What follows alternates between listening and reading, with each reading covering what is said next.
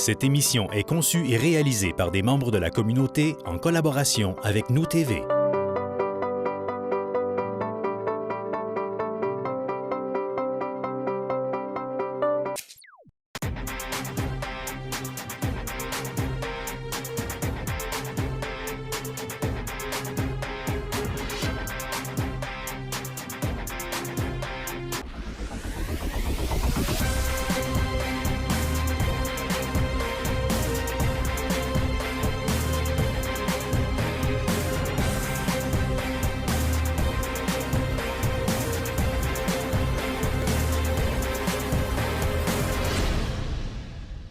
Mesdames et messieurs, bonjour et bienvenue à la première édition de votre magazine culturel Zoom, où cette fois-ci, eh bien, on débute la saison avec de l'art, également du bricolage. On commence avec de la peinture, un écrivain et bien sûr, on parle de photos avec Martin Gaudreault. Je vous souhaite une très belle émission.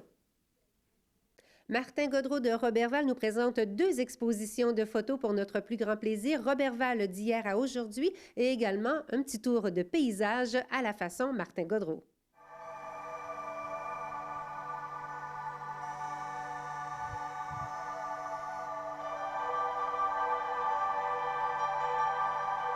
On va aller premièrement du côté de Roberval d'hier à aujourd'hui. C'est un voyage dans le temps, comme le disent les Journées de la culture. Donc, c'est un voyage dans le temps qui s'est fait en 2 temps pour pandémie oblige. Donc, une première partie où j'ai, avec la Société d'histoire et le Centre d'archives, où j'ai pu feuilleter, consulter de nombreuses photos de notre Roberval d'hier. Et le défi que j'avais, c'était de reprendre les mêmes photos, d'aller faire des photos du milieu dans les mêmes angles pour voir qu'est-ce qui a changé, pour voir notre milieu qui a évolué. Et dans le deuxième temps, on devait la présenter, j'aime pas le mot, en présentiel, donc en réel. Mais malheureusement, la pandémie nous a joué un tour. Donc aujourd'hui, on la présente de manière virtuelle. Elle sera disponible tout à l'heure sur le web, donc les gens pourront la consulter. Elle sera disponible jusqu'au 31 décembre. L'avantage, il faut bien en trouver de cette COVID, c'est qu'il y aura encore plus de monde qui va pouvoir bénéficier de cette exposition-là. Oui, tout à fait, parce qu'en la partageant sur les réseaux sociaux, moi, je sais que j'ai des... Bon, on a tous des amis qui sont à l'extérieur, et j'en ai qui sont aux États-Unis, et ils ont hâte de revoir leur milieu, parce qu'il y en a que ça fait plus de 50 ans qu'ils sont partis, ils ne sont jamais revenus. Exactement. Donc, ils vont s'apercevoir que Roberval a changé. Évidemment, on a eu un événement triste au mois de mai avec l'incendie du Palais de justice. C'est un des joyaux de notre patrimoine qui est parti en fumée. Heureusement, il sera reconstruit.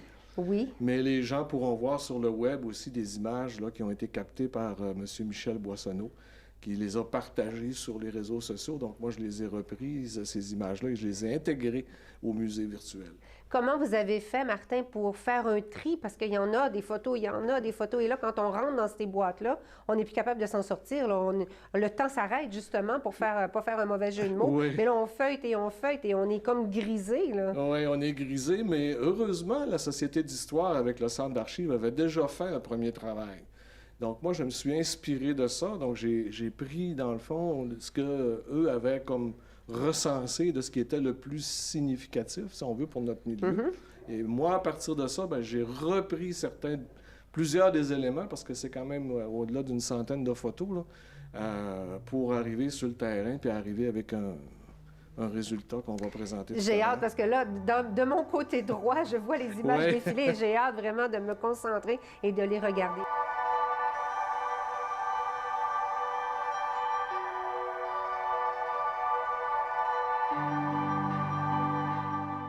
De l'autre exposition? Oui, alors influence, évidemment, ce sont des paysages. En fait, j'ai voulu présenter des paysages autant de Charlevoix que de la région. Puis l'influence à divers niveaux. Autant René Richard, qui est mon principal influenceur, qui est un artiste peintre, mais aussi Henri Cartier-Bresson, qui avait la faculté de capter les moments présents. Et un couple qui est quand même plus contemporain, qui s'appelait Millard et Klaus, qui, eux, ont fait le tour du Québec et ont pris en images différents paysages de notre belle province, de nos beaux territoires, puis de les mettre en images à travers des livres qui ont été publiés. Ça aussi, ça aurait pu être sans fin. Oui, effectivement. Oui, oui, ça aurait pu être sans fin parce qu'on sait que notre belle province regorge de plein d'endroits, de territoires Oui.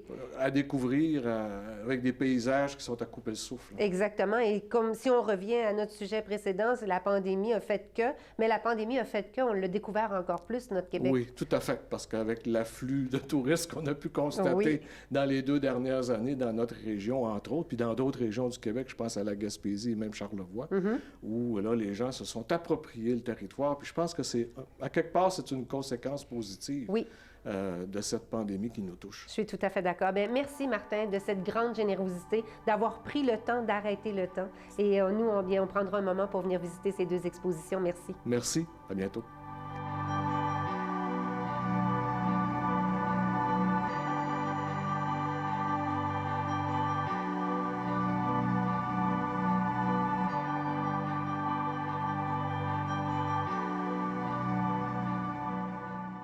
Vanessa Dubé est originaire de Roberval. Elle fait un grand retour ici, mais pas seule, avec ses toiles où elle nous présente des toiles abstraites d'un art qu'elle peaufine à chaque semaine. Vanessa, originaire de Roberval, et là, la petite fille, Vanessa, elle rêvait de venir exposer ici à la bibliothèque Georges-Henri Lévesque, et là, c'est fait. Laissez entrer la couleur, laissez place à la couleur. C'est le nom de ton exposition de peinture, et là, tu me fais une révélation. Tu peins depuis toujours, tu bricoles depuis toujours, et là, enfin, on peut te découvrir comme artiste. Oui. Bien, parle-moi justement de cette exposition-là. Oui, donc l'exposition, c'est vraiment laisse place à la couleur. Donc, c'est rempli de couleurs. C'est surtout de l'abstrait. C'est sûr qu'on peut reconnaître certaines formes, comme des fleurs, etc. Mais c'est vraiment de l'abstrait. Donc, j'invite les gens à venir se laisser imbiber par la couleur, choisir peut-être une toile qui les atteint le plus. Vraiment se balader comme ça, puis voir ce que ça les interpelle, en fait. Quand on commence l'exposition, là, on commence tout doucement dans les tons de rouge, rose, ça, puis là, on avance, on avance, on avance. Finalement, on fait le tour de cette exposition-là et le fil conducteur, c'est effectivement les couleurs. Et c'est aussi, on dirait, des humeurs. Est-ce que ça se peut?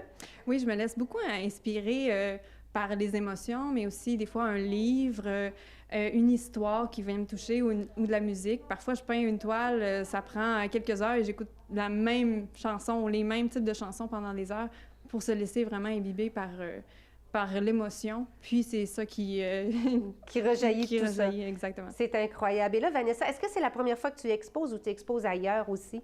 Ça fait déjà quelques années que j'expose, là, ça fait peut-être 2-3 ans, là, donc c'est tout récent. Cette année, un peu plus, mais c'est encore tout nouveau, là, l'exposition. Est-ce que tu as une page Facebook où on peut aller te découvrir également? Oui, j'ai une page Facebook, un Instagram là, que vous pouvez aller visiter. D'accord. Ça s'appelle Vanessa Dubé? Oui, Vanessa Dubé, artiste. Est-ce que tu fais seulement de l'abstrait ou quelquefois tu vas aller plus peut-être dans le portrait ou peut-être dans d'autres styles? Non, c'est vraiment l'abstrait qui vient me toucher. J'aime ça jouer vraiment avec tout ce qui est imprévisible, donc avec les collages, les textures, des choses comme ça, pour vraiment aller chercher quelque chose de différent qui vient me toucher, qui vient toucher les gens autrement aussi. Donc, se sortir de son cerveau, là, essayer de comprendre un peu ce qui vient nous rejoindre, nous, là, plutôt que de penser intellectuellement. Est-ce que tu as une formation en art ou c'est vraiment ton cœur qui fait que tu peins? Non, j'ai pas de formation en art. C'est sûr que je dessine, je peins, je colle depuis toujours. J'ai une formation en histoire de l'art, par contre, là, mais je n'utilise pas ma formation. Là. Il n'y a pas de... Il n'y a pas de lien direct. Non, il n'y a pas de lien direct. D'accord. Donc, tu es vraiment une artiste au sens propre du mot. C'est que tu laisses aller ton émotion, puis tu nous as fait une exposition fantastique. Est-ce que les gens de ta famille ont vu ton exposition? Non, pas encore. Là. Ma mère est en train de faire le tour, mais ça va être une surprise. Là. C'est sûr qu'il y en a plusieurs qui me demandent de montrer des toiles une fois de temps en temps. Là, mais, bien sûr. Et là, c'est pour de vrai. Ouais. On peut voir ici à la bibliothèque Georges-Henri Lévesque Vanessa Dubé qui fait son entrée comme artiste dans sa ville natale. Merci beaucoup, Vanessa. Merci.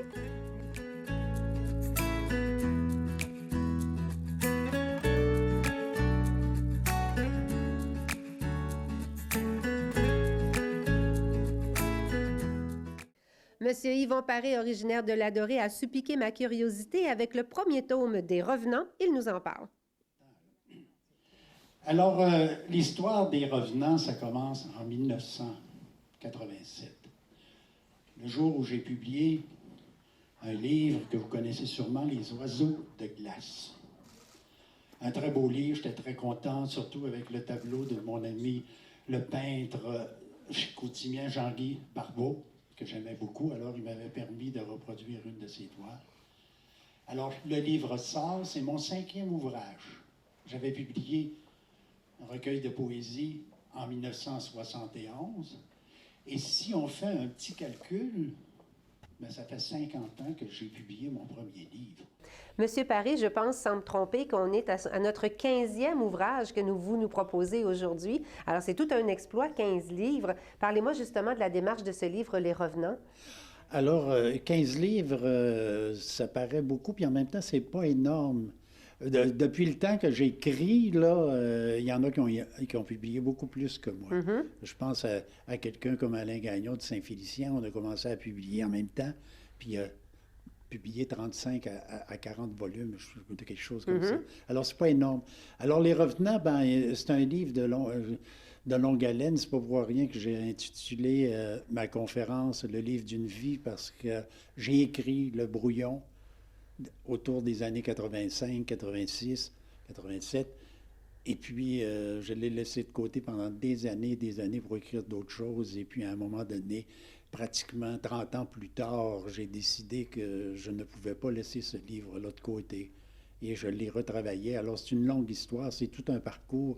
C'est pratiquement, je dirais, le cheminement de l'écrivain que je suis qu'on retrouve dans ce livre-là. D'accord. Donc, au départ, on se remet dans les années 75, 78, 80. 80. Toute l'intrigue de mon roman se déroule l'année 1980, l'année du premier référendum. Alors, mon personnage est un petit peu un nationaliste extrêmement convaincu, militant, et qui travaillait pour le Parti québécois, puis pour le oui. Et le soir du résultat du vote, du référendum, il perd la mémoire complètement. Blackout complet, et il se retrouve beaucoup plus tard dans une maison, dans un village, dans Laurent-Saint-Joseph à l'Adoré, puis il ne sait plus qui il est, il ne sait pas ce qu'il fait là et pourquoi il est là. Mais tout le monde le connaît dans le secteur parce que c'est son village de naissance. Et puis petit à petit, ben, il va réapprendre, je dirais, à vivre, à retrouver des parcelles de sa mémoire et tout ça, jusqu'à se rétablir un peu. Alors, je voulais faire une allégorie, si on veut, avec le traumatisme que le Québec a vécu après le non. C'est quand même quelque chose de particulier. On est comme collectivement tombé en dépression après le premier référendum, et il a fallu se remettre sur pied et continuer pour aller vers celui de 96, puis une autre dépression. Alors, on va de dépression en dépression dans notre histoire nationale. Alors, c'est ça que je voulais véritablement cerner. Et ça termine, ça commence dans les années 80, ça termine dans les... Ça reste dans l'année 80. OK. Tout se passe dans l'année 80, entre le 20 mai et le 20 mai 1981. Alors, okay. Tout se passe là. Alors, à mon retour de Montréal dans les années 75, j'avais fait l'achat d'une maison dans le rang Saint-Joseph à l'Adoré. C'est un rang qui est un peu en retrait du village. C'est un rang qui avait été abandonné par la plupart des gens qui vivaient là à l'époque. Alors, il restait 3 ou 4 maisons, mais désertées. Il n'y avait pas d'habitants là. Et moi, j'ai acheté une maison, une grande maison de ferme, dans l'espoir de m'installer là, puis d'écrire le grand succès mondial qui me ferait avoir le Nobel dans 2 ou 3 ans. Et quand on s'assoit comme écrivain et on veut justement parler de ce genre d'histoire-là, là, il y a tout un travail de recherche parce qu'on ne veut pas se tromper, on veut être correct dans nos dates, que les événements soient bien corroborés, bien présentés. C'est tout un travail, là. C'est tout un travail, et aussi, je pense que j'ai fait le brouillon en 1900, en tout cas quelque chose, là, après le référendum, sans savoir trop dans quoi je m'embarquais. Et j'avais possiblement pas, je dirais, la maturité pour réaliser ce livre-là. Ça arrive chez la plupart des écrivains. Victor Lévy-Beaulieu, par exemple, a pris 35 ans à écrire son Nietzsche. Il l'a repris. Il n'y avait pas la maturité pour le faire avant d'arriver dans la soixantaine avancée. Alors, il y a un livre comme ça qu'on poursuit, qu'on pourchasse. et qui nous hante, puis des fois, on ne le fait pas, puis on fait d'autres choses, puis on revient, puis c'est ça qui est arrivé. Effectivement. Alors, ça me prenait, pour arriver à compléter ce livre-là, je dirais, toutes les dimensions de mon être, de mon moi profond. Ou la guérison de votre référendum. Oui, il y avait le côté politique, ça c'était relativement facile. Mais je voulais aussi montrer le cheminement intérieur d'un homme, d'un individu qui me ressemble beaucoup, là. Alors, je suis un lecteur assez assidu. Alors, j'ai lu la littérature québécoise depuis 40 ans sans arrêt. J'ai été longtemps un très grand sportif aussi. Je courais des marathons. Alors, je voulais témoigner à la fois de la vie intellectuelle du personnage, la vie physique et aussi de l'environnement. Parce que mon personnage, en perdant la mémoire, il est un peu comme un enfant, si on veut, qui réapprend tout. Il réapprend tout. Il a le vocabulaire, mais il regarde. Alors, il retrouve le monde par ses sens, par les yeux, par le goût, par les oreilles. Alors, la nature est extrêmement importante. Les animaux, les oiseaux accompagnent ces personnages-là, les arbres, la faune. Alors, c'est des personnages. Tout devient des personnages. Alors, c'est un peu fantastique sur les bords. Mais c'est ça. Alors, ça prenait beaucoup de temps pour réussir un livre semblable. En tout cas, s'il y avait une seule personne qui n'était pas convaincue de lire ce livre-là, je pense qu'avec ce reportage-là, on va être convaincu parce que j'ai hâte de le tenir dans mes mains puis de le lire parce que vous m'avez vraiment... Oui, puis c'est vraiment ancré là, dans le territoire de l'Adoré. Hein. Ben c'est super. Et je n'ai même pas changé le nom de certains personnages. D'accord. Comme il y a une famille, La Chance, qui est dans une maison, tout ça, puis c'est des gens réels qui ont vécu à l'Adoré. Alors, j'ai joué entre l'extrême réalisme et aussi la pire fiction, la plus grande fiction que je pouvais. Alors, c'est un beau mélange. Je pense que oui, ça fait un extraordinaire mélange. Et dites-moi, M. Paré, est-ce que vous planchez en ce moment sur un 16e ouvrage? Bien, je suis en train d'écrire la suite. Ah bon?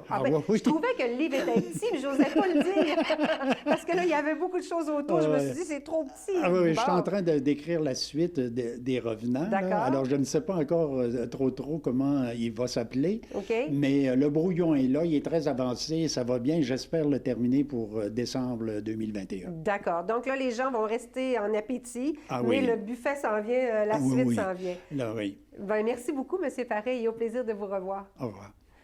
Mosaïque sociale, eh bien, ça le dit, on fait de la mosaïque et ce, de façon ensemble. Le thème, eh bien, c'est le vivre bien ensemble. Vicky Tremblay est là pour nous en parler plus en détail.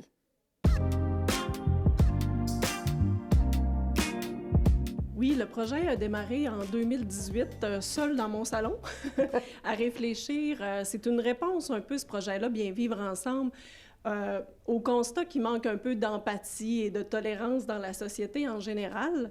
Puis, l'idée était de faire des œuvres qui allaient parler du bien vivre ensemble. Quelles sont les composantes pour bien vivre ensemble? Mosaïque sociale, on a une culture de partenariat, on aime ça s'associer à des groupes, à des gens. On sait que la richesse naît de la diversité, des rencontres, fait que ça, c'est vraiment dans notre philosophie, dans notre ADN, je dirais. Donc, on s'est adjoint des partenaires. Au début du projet, il y avait avec nous le Centre populaire, la Corporation Services aux handicapés, Diversité 02, le Calac Centrel. Puis, c'est un projet qui est financé par le ministère de la Culture et des Communications. Puis, au fil du temps, s'est adjoint le Centre d'amitié autochtone, le Carrefour Rochequi, et puis Kamishkakar, puis certains organismes qui nous ont ouvert les portes, comme le Village sur glace ou le Jardin des Ursulines, pour pouvoir aller réaliser les œuvres sur place. Et on s'est déplacé aussi dans le secteur de Dolbeau et Mistassini pour un circuit culturel où on a rencontré tous les jeunes de toutes les écoles de Dolbeau-Mistassini. Donc, les gens ont été réunis ensemble au départ, les principaux organismes dont je vous ai parlé, et ça a été ouvert aussi à la population et aux membres de l'organisme pour réfléchir ensemble à qu'est-ce qui crée du bien vivre ensemble. Et là, j'explique une nuance. C'est bien vivre et ensemble après. Souvent, on va voir l'expression « vivre ensemble ». Mais là, ce qu'on voulait, c'était... On présume que pour bien vivre ensemble, il faut tout d'abord bien vivre soi-même pour vivre ensemble. Tout à fait d'accord. Donc, la réflexion part de là. Puis, suite aux réflexions, dessins et ateliers de conception, il est né différents thèmes. On savait d'emblée qu'on voulait créer 8 grandes œuvres. Donc, parmi les œuvres, vous allez retrouver des thèmes comme l'importance de l'éducation pour devenir un citoyen qui est responsable, l'importance de la transmission culturelle de nos aînés, le père dans l'éducation. Il y a des thèmes aussi comme de quoi que quand on se met ensemble, on est plus fort, donc on pourrait même décrocher la Lune. Il y a différentes œuvres qui parlent de l'interculturalité.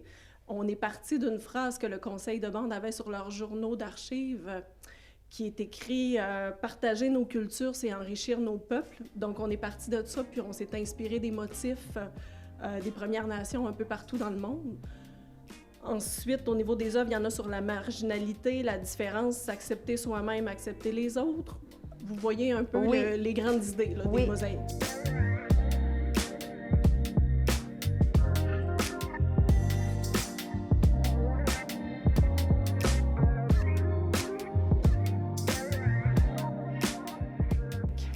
C'est expliqué en mots, Vicky, mais lorsque l'on voit l'image, tout apparaît. Tout ce que vous venez de dire là, c'est « Ah ben oui ». Ah ben oui, c'est ça. Ah ben oui, c'est exactement ça. On le comprend tellement avec l'image. Et c'est là que le défi a été remporté. Il a été gagné par ses participants parce que c'est incroyable, les images, avec des morceaux de mosaïque tout de même. Oui. Bien, il faut dire aussi qu'on fait appel à des artistes professionnels toujours dans la réalisation de nos œuvres. Fait que c'est beau d'avoir des idées. On veut aller un petit peu plus loin toujours dans la conception. Oui. Puis aussi de transcrire, transposer là ces idées. Puis c'est une opportunité aussi de donner la voix à des minorités qu'on entend moins là, souvent dans la société. Et où est-ce qu'ils vont se retrouver ces 8 belles œuvres-là? Parce que là, il faut que tout le monde les voit, là. Bien, à l'image de toutes nos démarches d'avant, ces œuvres-là sont destinées à se retrouver dans des lieux publics. Donc, on invite la population à participer, à venir. Vous avez des feuilles qu'ont préparées les employés de la bibliothèque pour pouvoir voter, puis nous donner des propositions de lieux publics dans lesquels vous aimeriez les retrouver. Puis ça peut être étendu sur l'ensemble du territoire, là, vu que le financement provenait du ministère de la Culture et des Communications. Petite particularité, Vicky, il faut que ce soit un endroit public intérieur. Oui, intérieur, parce que les mosaïques, on a utilisé des techniques pour la mosaïque intérieure. D'accord. Mais en tout cas, félicitations à toute l'équipe. Vous transmettrez le message et j'invite vraiment tout le monde à venir voir cette magnifique exposition-là et surtout, faites-nous-en encore. Oui, puis est-ce que je peux rajouter un petit quelque chose? Je tiens à dire aussi qu'on a bénéficié du financement de la Ville de Roberval, qui nous héberge déjà depuis quelques années, mais aussi grâce au programme de soutien aux projets culturels, on a pu se lancer en recherche et développement, ce qu'on prend peu le temps de faire. Souvent, on est dans l'action. Donc là, il y a une partie des mosaïques, vous allez voir des nouvelles techniques de fabrication d'objets en 2D, 3D qui ont été insérées, dont l'œuvre, entre autres, avec les petits poissons. Là, c'est des nouvelles techniques qu'on va pouvoir maintenant offrir aux écoles. Effectivement. Bien, merci beaucoup. Merci. Vous avez jusqu'en janvier prochain pour venir voir toutes ces belles expositions ici à la Bibliothèque Georges-Henri Lévesque. En attendant, eh bien, je vous remercie d'avoir été là et surtout, à très bientôt.